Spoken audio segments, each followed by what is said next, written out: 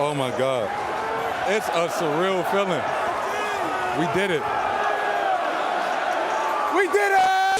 I want to start off by saying that I'm gonna apologize for my voice right now because I currently have COVID. I went to DreamCon this past weekend and it was a fun time, but yeah, definitely caught COVID. But now that the Yap session is over, let's get into the video. Okay, so Batman Caped Crusader has just recently been released, and after watching all 10 episodes of season 1, I can honestly say that I absolutely love this series. Now, before we get into the show, I do want to warn you for spoilers, as I will be talking about things that happen throughout this season. But first, let's talk about the art style. Okay, so Caped Crusader's art style is basically Bruce Timm's design with what I believe is a little subtle Darwin Cook influence, and it works very well. I honestly believe that this is some of the best DC animation that we've gotten in a long time. Oh, brother, this guy stinks! The fight scenes were fluent, the car chase scenes were fun to watch, even when Batman is saving people. It just looks very good. But let's move on to the characters now. Okay, so we have Batman, played by Hamish Linklater, and I have to say that he did an amazing job as Batman. It took me some time to get used to his Bruce Wayne voice, but I was sold on his Batman voice from the first second I heard it. I think that the whole voice cast did an amazing job, and I couldn't help but laugh when I heard Diedrich Bader's Two-Face because I would immediately think of Batman the Brave and the Bold. I also found his relationship with Alfred to be kind of interesting. Their relationship in the show is kind of similar to their relationship in Batman Arkham Origins. Bruce is mainly obsessed over the mission, which leads him to be distant and cold towards Alfred at times. But over the course of the season, we began to see them get closer.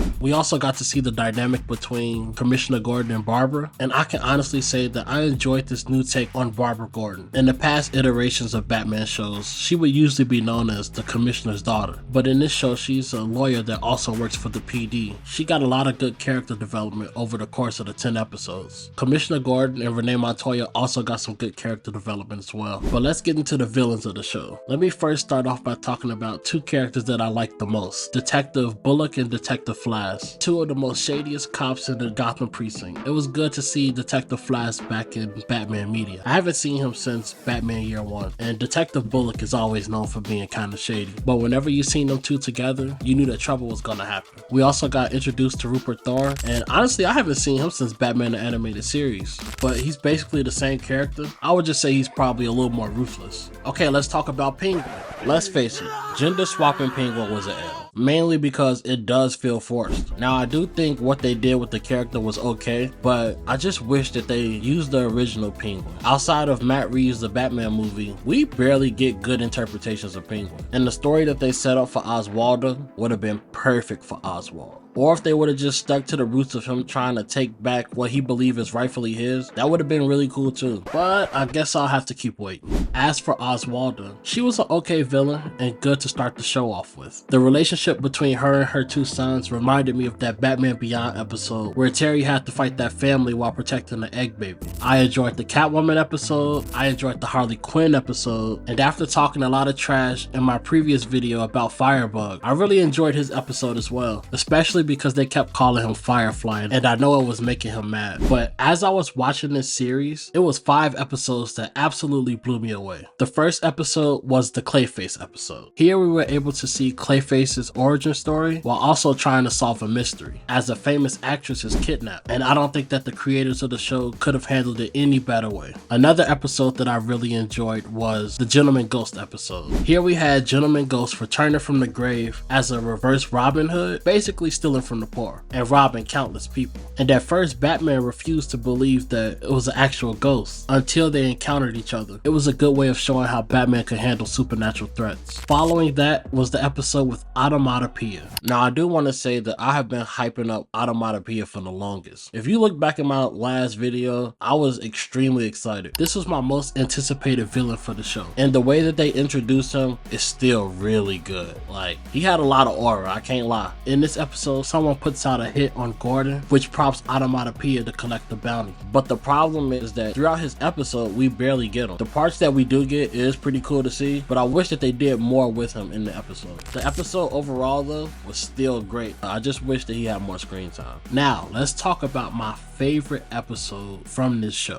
It's the episode Nocturne. In this episode, we get introduced to Natalia Knight as she's been secretly abducting kids and stealing their life force. And while she eventually gets stopped by Batman Batman, we get probably one of the best scenes of the show, which shows Batman trying to help her before she gets burned away by the sun. And it's almost reminiscent of the Baby Doll episode from Batman the Animated Series, or the Justice League episode with Batman and Ace. Well, it shows that Batman is there to stop crime, but it also shows that he has a heart and cares. It's also worth mentioning that the kids that were in this episode were named after his sidekicks. I'm not sure that they're going to be his sidekicks in the future, but it was just a nice cameo. But back to the episodes. So at this point, I named about 4 episodes, and while every episode that happened had a different villain pop up, there was still one thing in the background that remained constant, and that was that Harvey Dent was running for mayor. Now, this version of Harvey Dent was already corrupt, but as the election was getting closer and closer, Harvey began to change his ways, and with Rupert Thorne not liking the idea of that, Harvey gets his accident into becoming Two-Face. Now, I have to say that this character development for Two-Face was amazing. We got to initially see him as a corrupt DA, then watch him as he tried to become a better person, and then become the unhinged Two-Face that we all know and love. And it's probably the best origin story since The Dark Knight or Batman the Animated Series. It was some really good stuff. There was a moment during this season where Batman picks up a gun, and it's made to make you believe that Batman offs someone, Detective Flash to be exact. And when the camera pans to Flash, you see that Batman shot all around him instead. And I really appreciated this scene. Between the Snyder vs. Batman and Batman The Dark Knight Returns, there's been a lot of times where people try to blur the lines between Batman and his no-kill rule. I think in essence, Batman's character will always stay intact as long as he obeys the no-kill rule. That's what his character has always been about, and that's what his character should always be about. And I believe this scene was probably one of the most powerful scenes throughout the show. Now, I want to say that this show definitely has problems. I had a few problems with the show, but I still believe that it's very enjoyable. And I still think that it's one of the best Batman shows that we've gotten in a long time. But with that being said, please drop a like and comment what you thought about the show. I'm Shadadachi, and I'm out. Everybody stay on that side when they switched up. You switched up, stay on that side, man.